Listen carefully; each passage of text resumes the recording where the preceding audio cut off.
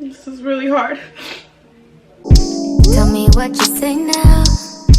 Tell me what you say, come again. If you cannot stay down, then you do not have to pretend. Hey guys, what is up? Welcome back to the channel. So today's video is going to kind of be like a breakdown of kind of what's been going on with me this past year, and I guess why I haven't been as consistent as I should be, my mental health state and what I've been dealing with, just a number of things I want to talk to you guys about. I'm going to be very transparent in this, so I really hope that you guys are nice to me in the comments. Please be nice. I need all the nice that I can get. So yeah, disclaimer, I will be talking about my emetophobia.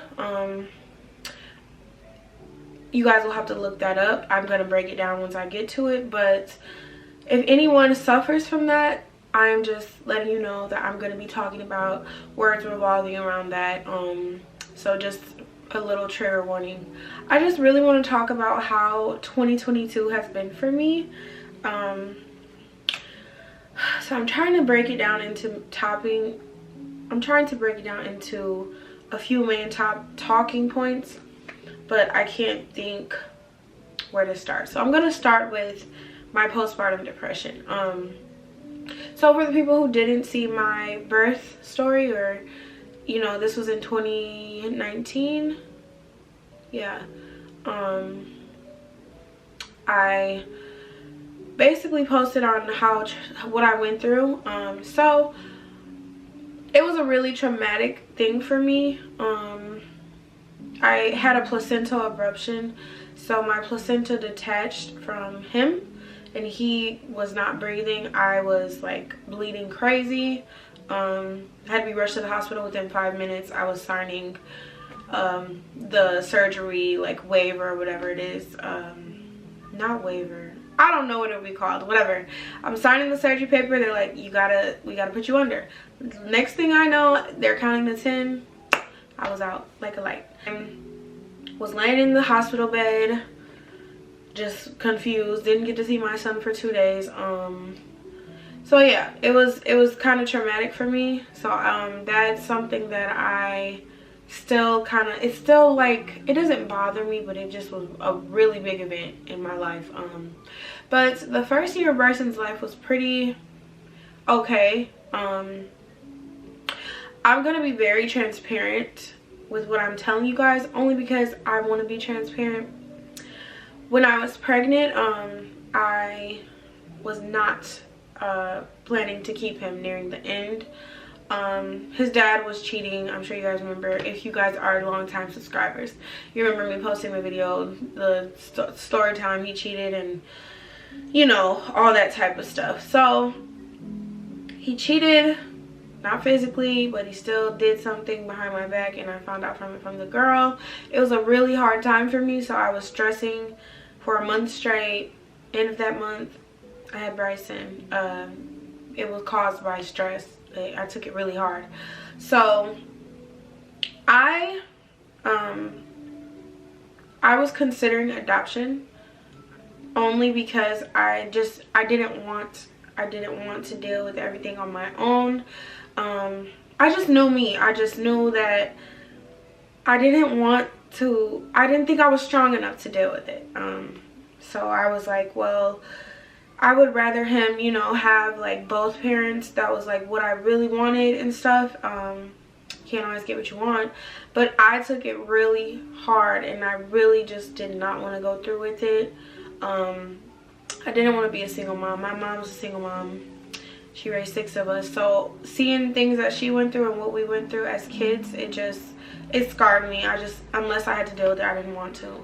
So I was considering adoption. I was looking at families. My mom and my sister wanted to take him, but I didn't want to, you know, that weird, like, you know, movie thing where like someone is like, oh my god, you're my mom, as soon as they're older, like, oh, you're my auntie, but you're my mom.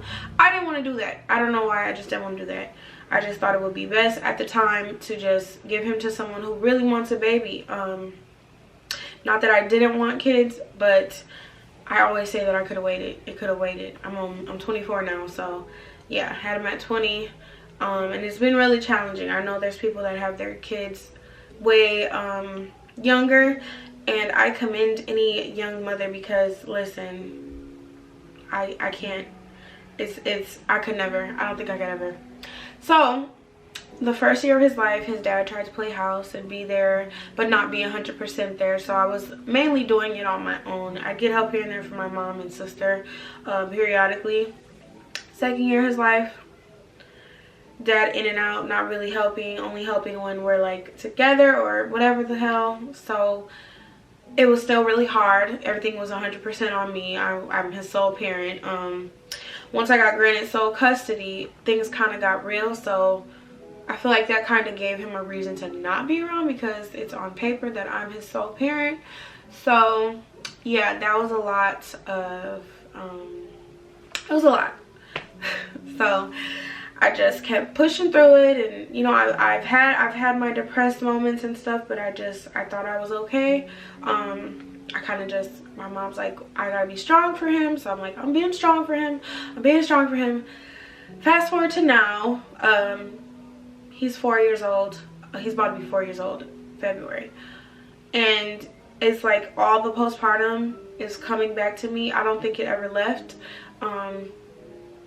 Depression is like 10 times worse on top of anxiety. So it's a mixture of postpartum depression, anxiety, which I developed in 2020, I believe, or 2019, after a bad car accident, and it's just spiraled out of control since then. So it's so much. Yeah, so I already naturally had anxiety far as I can remember. I've always been kind of scared, or just, you know, the kid that's always scared of just anything. So I kind of always knew I was naturally anxious, but I never got treatment for it. I never got therapy at all in my life. So I'm dealing with a lot of things now, because the past 3 years it's always been something to trigger my anxiety, my depression. I have seasonal depression. It's a lot, and so it's like I have all these responsibilities, and it's like I don't like to film when I'm not in my best, you know, when I'm not my best self. That's why, far as even with my business, I don't want to operate my business if I'm not my best self, because I want to put 100% into my business, because this is something that is gonna, you know, be kind of forever for me. So I've had my times in my store being down, my store being up. I've had good times, I've had bad times, and I've had like super bad times. So it's all like, you know, life. That's just life though, you know. So but losing my dad last year, it was really hard for me. I never really talked to you guys about it, because I've talked about my dad a couple times on this channel, and I don't want to get emotional, because I don't want to ugly cry and mess my makeup up. But regardless of the relationship that I had with my dad, as an adult, he was always there when I was a kid, so we did have a relationship. I spent so much time kind of mad at him, or resenting him, and not really caring to, you know, build a relationship as an adult. So once I, you know, came around, and oh my god, I'm crying. Once I came around and realized, okay, I have a kid, I want to let him be a part of this. You know, life's too short. He's old. He was really sick. I was just like, well, let's do this. You know, I let him come stay with me. I let him come stay with me for a week last summer. And my dad was the type of person to not really, I feel like he was holding something from me and my sister. We knew he was sick, but I don't think we knew the like severity of it. So, and when I say sick, he had cancer years ago. He didn't have it anymore, but he did have cancer. He was diabetic. He had congestive heart failure, and it was just a lot. So his health has always kind of been, you know, and then he was overweight, so that's a huge factor, and he was in his 60s. So yeah, but he came and stayed with me, and we ended up getting into it really bad, really bad. That was in August last year. I don't want to cry, but this is so, it's still so fresh for me. Let me get some tissue. Really. I am literally like Kim Kardashian when she's crying. Like, I don't want to ruin my makeup. No, but we got into it. We said stuff to each other that was like, we shouldn't have been saying. Him as my dad and me as his daughter. It just got blown up really fast. I left him to avoid anything getting worse, and the words exchanged and stuff. I didn't want to keep him in my car. I was supposed to be taking him home that day. So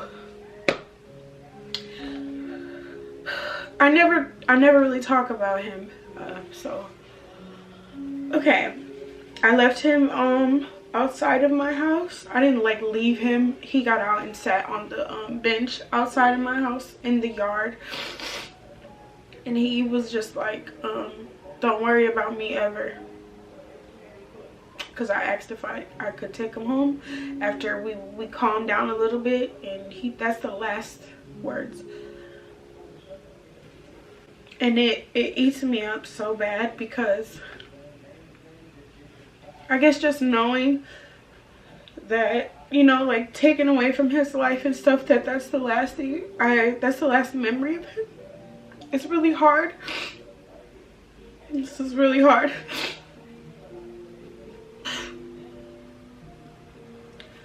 Two months passed. I was doing makeup in a shop last year, and my God, I don't like talking about this. I worked in a shop. I did makeup for someone. I get a call from my cousin, and she's like, how are you? And I'm like, I'm good.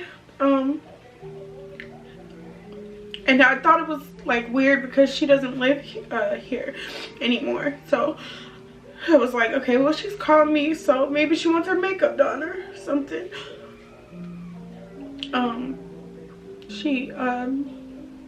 She just broke it to me that he was gone. That he was gone. And it was so, that was the worst day of my life. Because I really couldn't believe that I let so much time pass, and I didn't get to talk to him and just say I'm sorry and, you know, make up. It was a terrible time for me. I was with someone last year, so it made it a little easier. And I kind of feel like I was trying to be like super strong and, you know, like it's a part of life and stuff, but it was really eating me up, and I didn't realize until his funeral, because I didn't even get up to go see his body. I couldn't do it. I couldn't do it, and I hate that I did that every day. I didn't even kiss him one more time. And I was so hysterical, so I just couldn't do it. When I tried to walk up to him,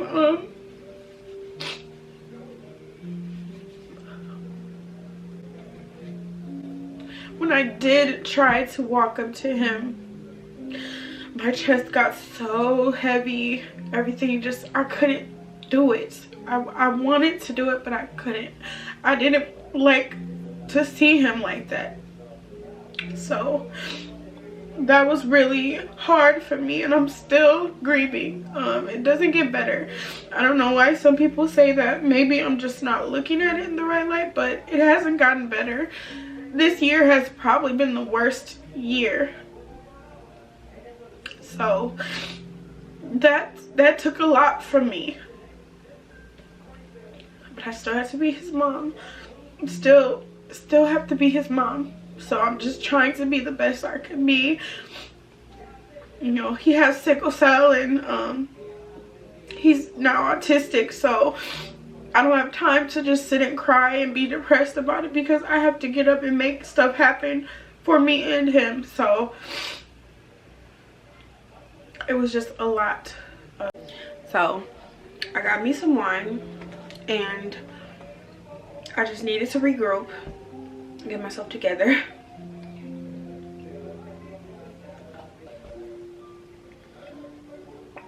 So yeah,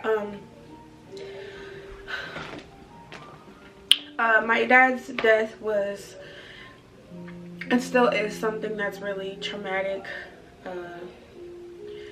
It was traumatic for me, so I'm still trying to heal from that. Last year I got a boyfriend. My son's dad was helping more because he was always at my house and I was sleeping with him, and of course.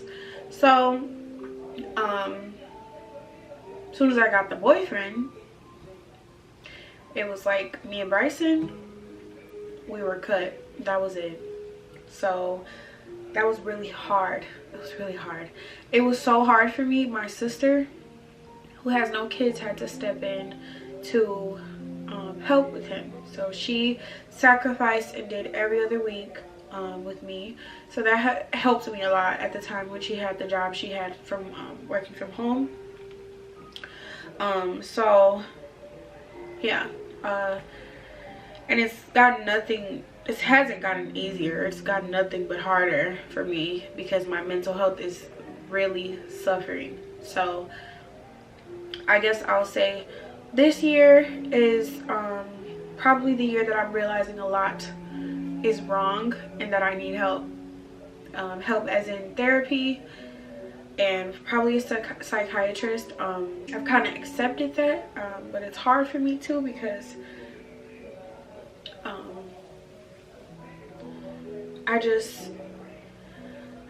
I feel like there's areas I've neglected in with Bryson because I'm not all the way there. It might look like it. It doesn't matter how I dress. I take pictures. I traveled. I just have not been in the best mental space for the past 3 years.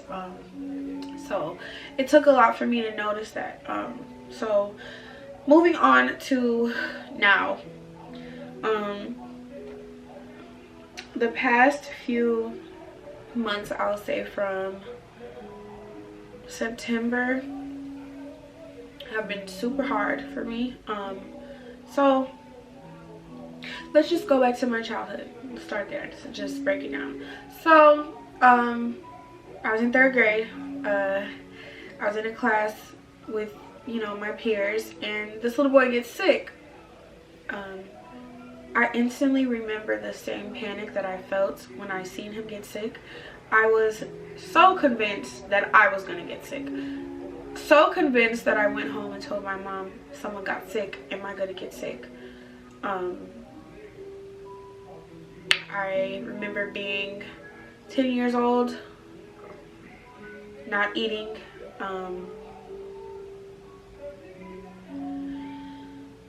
I just kind of always lived in a fear as a young kid that I was always gonna get sick. I don't know why. I've learned that there's different type of anxieties. There's health anxiety. There's so many different anxieties. So I believe that I have health anxiety because I'm pretty much germophobic about everything, and it's super hard for me because I have a kid. Last year, January, I caught a stomach bug. So it was terrible. I don't really care for childcare because the kids were always sick. Not even just a virus or anything. They were just always snotty nosed. And I don't really like the childcare system, only because people send their kids to work just because they have to. It doesn't matter if they're sick. They have to work. They don't have anyone to watch their kids. So I don't really like that that's how it is. So basically, this is the year that I'm realizing that what I suffer from is a phobia. It's a fear of getting sick. So it is called emetophobia. I never knew that that's what it was called. I never knew that it was a thing. I just always thought I was scared to throw up. So from the times I can remember getting sick as a child, and even the one as an adult or whatever, those experiences are so traumatic for me. Like, and it's crazy because I found out this is like one of the few common phobias in the world. So there are people that are afraid of this just like me, and my fear of it is so bad to the point where I would rather die than throw up. It's that bad. And I don't really know why. I can't really tell you guys why. I don't know the science behind this, but I've developed such a fear from a young age. Never got therapy, never got nothing. And not to blame my mom or anything, but that should have been the time I was put in therapy, and probably would have been diagnosed with this. So the phobia, the past like 2 months, it was probably has been the worst. This time of year is usually when stuff goes around and people are sick, and viruses, flu, bugs, all that. So I'm like, I don't really like going anywhere. The only time I do is when I'm drinking, because drinking has been an outlet for me. When I'm going out, I don't care who's around me, you know. I don't even worry about washing my hands. So yeah, and that's only because, like I said, when I'm drunk, I'm happy. Yeah, I'm not really worried. I'm not nervous, I'm not anxious, I'm just happy. But I'm realizing that I cannot just do that. I can't be a mom and be a freaking alcoholic. So I'm trying to take the proper steps to... That's a lot to say with this wine glass in my hand, but I promise y'all I don't drink every day. I'm not an alcoholic, okay? It's occasionally. So basically, this fear that people have, it has caused people to lose weight, like actually skin and bones lose weight. I went to Houston in October and I was almost 200 pounds. My anxiety was so bad. And then I just moved November 1st, so I had a lot of stress and pressure on me because I just knew I had to move, and it was just a really stressful time for me. So I was at the point where I was not eating every day because I convinced myself in my mind, I let my anxiety convince me that if I don't eat, I won't get sick. And that sounds so crazy, but it's literally how I've been thinking. So I went from almost 200 pounds, like right on the brink of 200 pounds, to 170. And I'm actually starting to do better. I ended up getting on, not antidepressants, but anxiety medicine, and it has helped me tremendously. But I'm realizing that every time I talk to my doctor, it's just something needs to be stronger, or you need to take this many, or you need to up the dosage. And I'm at a place where I don't want to rely on pills. That's why I didn't want to ever explore that in the beginning. So, but yeah, the phobia has completely taken over my life. Some days I don't eat, some days I do. I don't know if it's hand in hand with my seasonal depression, but I literally wake up and go to sleep. I'm like waiting for nighttime so I can go to bed. I'm extremely scared all the time that I'm gonna get sick, or I have a mysterious illness. So my day-to-day is not super exciting, you know. It's just not super exciting. And it's like, I tried to do Vlogmas, I tried to do this, I tried to do that, and it's like I'm just not genuinely happy. So I just I can't do it. I can't fake it. So I am on a waiting list for a therapist, and I've been trying to not take my medicine some days when I don't actually need it, and see my thought process and how I can kind of rewire my brain to not think the worst or think I'm just sick. Because, and honestly, I'm not a sickly person. I don't get hangovers, I don't get drunk and get sick. I just don't. I can count on my hands how many times I've had a stomach bug. So yeah, yeah, just even me counting alone is just crazy, I know. But actually look up the phobia, and please understand that this is something that people can't control. It usually starts at a young age, and they don't usually know what it is, but it's always there. So not knowing what it is, but it's always there, and pushing it to the side makes it worse. So that's my case. So I also learned that I have OCD, and OCD, most people with emetophobia or even anxiety have OCD because they're trying to control something that they can't. And as when I was younger, I used to watch the Kardashians.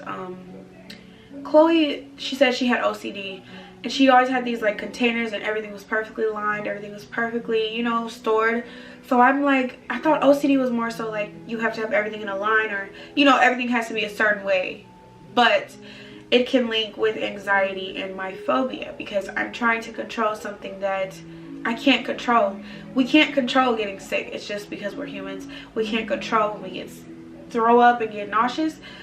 Our bodies do that. It's literally like we can't control it, and I'm trying to kind of put that in my brain to make me feel better, because looking at it in a positive way, well, okay, I'm gonna get sick, oh my god, it's like I'm gonna get sick and die. That's the first thing I'm thinking, when it should be, oh, this is something your body has to do to get rid of something that's not good for it. So, you know, it's been something I've been struggling with since a kid, so it's been an issue for me.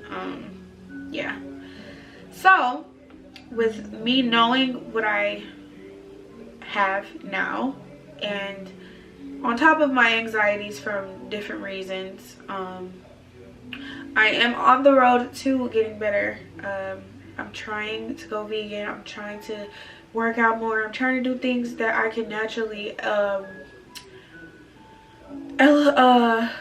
alleviate or elevate or whatever. I'm trying to balance out my anxiety the most natural way possible, because I don't want to be on these pills.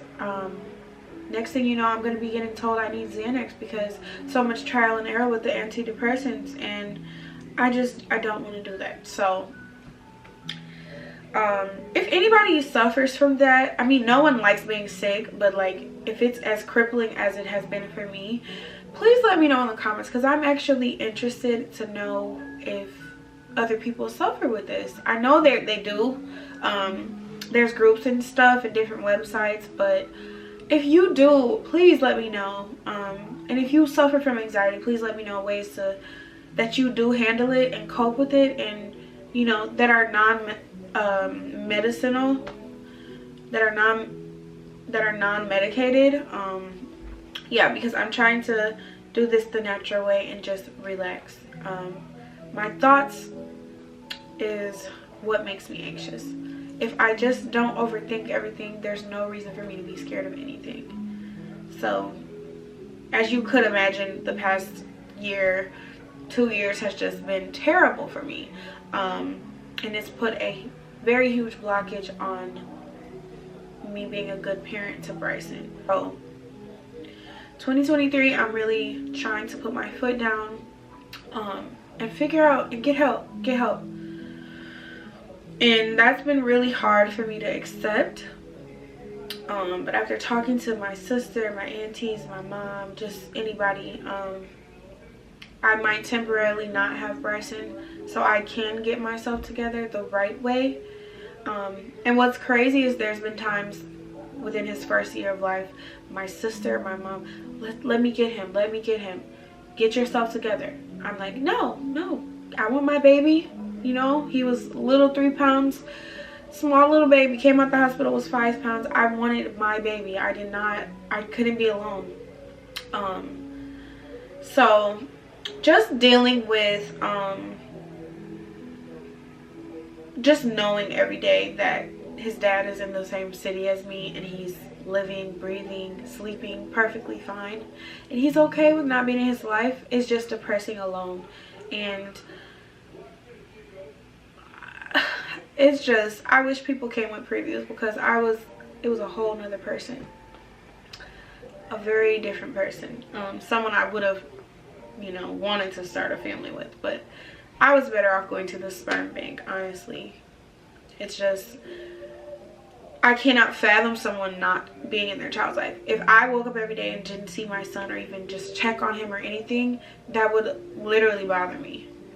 I just wouldn't be able to function. But men don't, some men just don't care, and I'm until I let that go, I will not be happy.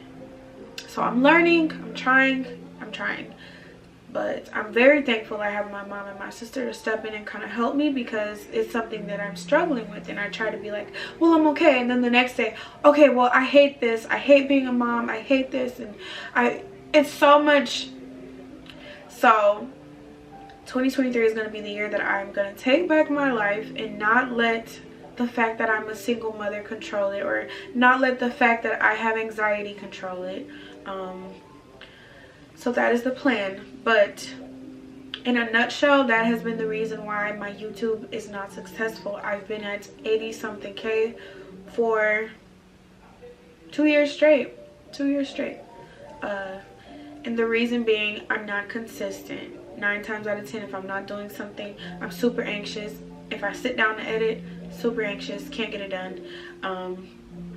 So it's been hard for me to kind of like, it's just been a struggle. It's been really hard, but this is affecting me. I could be much bigger than what I am. YouTube has always been my passion since I was in freaking middle school. I hate that I got locked out of my own channel because I can't even show people what used to be, but I was really a YouTuber, like. So yeah, what I want you guys to take away from this is just be nice to people. You literally just never know what someone's going through. You never know what you could say to someone that could be the last straw. Mental health is so important. I wish I would have realized earlier and not just pushed my feelings to the side and never cared or never got help. But it's okay to get help. It's okay. We're human. No one's perfect. Some people are okay and can live their life without this. But if you suffer from it, get help. Because now I'm in a position where temporarily might not have my son, so I can get back on my feet, get my mind right, so I can be the best mother to him. If you guys want me to be completely honest, I haven't felt like a good mom since I've had him. The motherly instinct is there, but it's not something, I don't have any excitement about it. I'm doing what I have to do because I have to do it, and I want to be excited about being a mom. I want to love, you know, being a mom and stuff, because it's really a blessing, and I'm so thankful for that little boy. Having him has made me stronger than I thought I could be. So and he's the sweetest baby. He's the sweetest baby. I just hate that I put him in a position to not have both parents, and you know, but if I get myself together while he's still small, I have hope that this will all be in the past and I can just flourish and be a great mother to him and all his needs, you know, because I've been having a time. I have been having a time, not a good time. I have not been having a good time, not at all. So I love you guys. I love the people that consistently watch me. I'm so thankful for you guys even taking the time to watch me. But yeah, that is what's been going on in a nutshell. It's been like hit after hit after hit for me. So I'm just trying to figure it out, guys. So but yeah, I hope you guys enjoyed this video. I know it's a little different, but I'm like, why not talk about what I'm going through since I have nothing to do, or I'm not actually doing anything, or I'm not going to get all in front of the camera and be fake happy, because I'm not right now. So I hope you guys can take this and digest it and be very nice. It's YouTube. I know there's people with mean words, but it is what it is. I block people. But yeah, I hope you guys enjoyed this video. I love you guys so much. Thank you for watching, and I plan to make 2023 the year that I will be at 100K. I will be consistent. This will be something that I enjoy doing again, because somewhere along the lines of becoming a mother, I've lost that spark. So yeah, I hope you guys enjoyed. I'm gonna finish my little wine, and yeah, I love you guys. Tell me what you say now. Tell me what you say, come again. If you cannot stay down,